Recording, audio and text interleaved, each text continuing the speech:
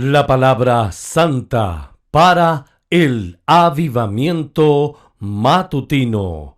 Conocer la verdad, ser absolutos en cuanto a la verdad y proclamar la verdad en el presente siglo maligno. Por Watchman Nee y Witness Lee.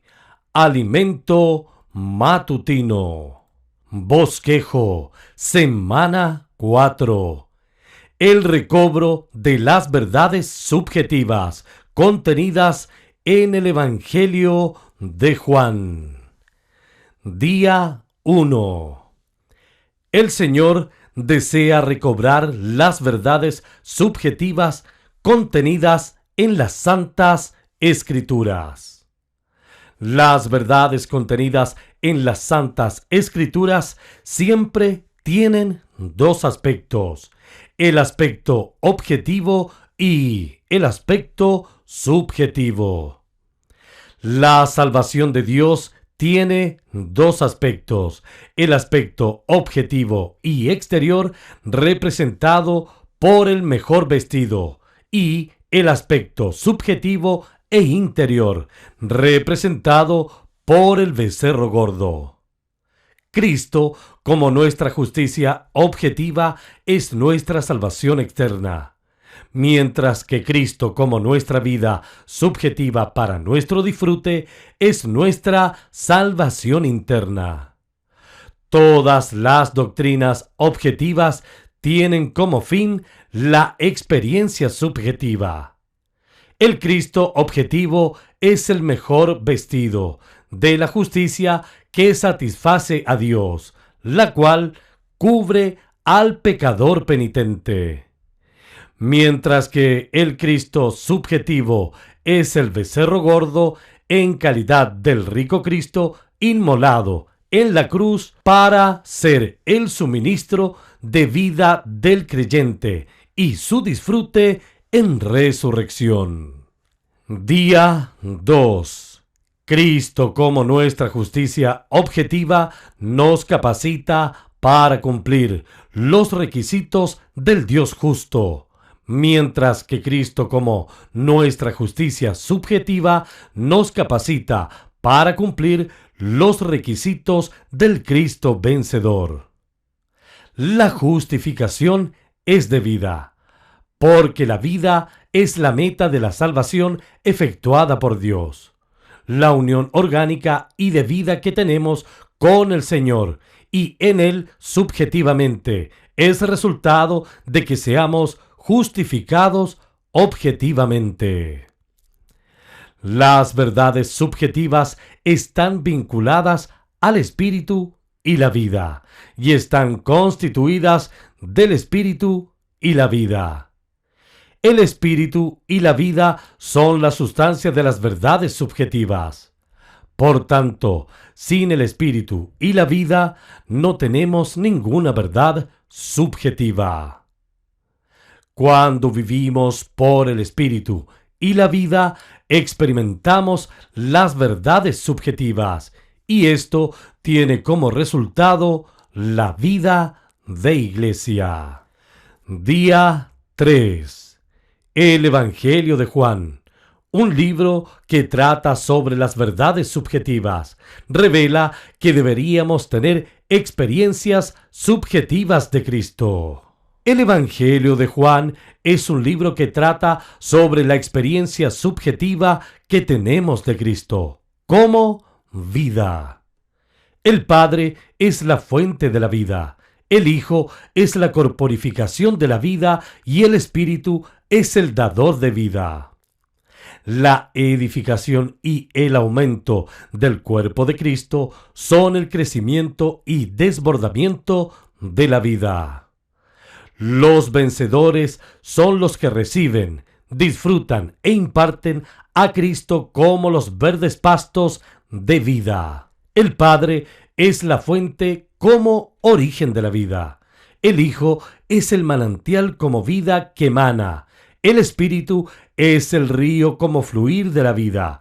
Y este Dios triuno que fluye es para vida eterna. Por lo cual llegamos a ser la nueva Jerusalén, la totalidad de la vida eterna, con Dios como gloria de vida, el Padre como luz de vida, el Hijo como el árbol de la vida y el Espíritu como río de vida.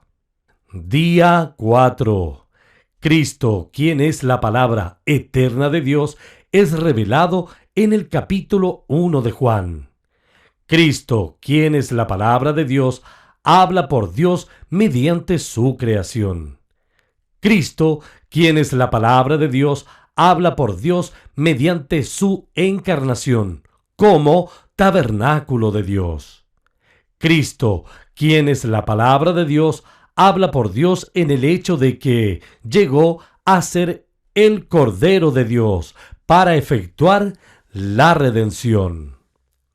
Cristo, quien es la palabra de Dios, habla por Dios mediante el hecho de que llegó a ser el Espíritu que unge, a fin de transformar al pueblo redimido de Dios en piedras para la edificación de la casa de Dios, de manera orgánica con miras al Nuevo Testamento.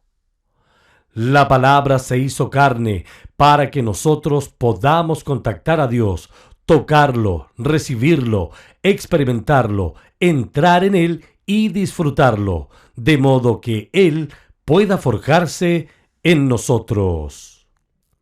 Cristo llegó a ser el Espíritu como aliento para que podamos inhalarle, agua viva para que podamos beberlo y pan de vida para que podamos comerlo. Día 5 y día 6.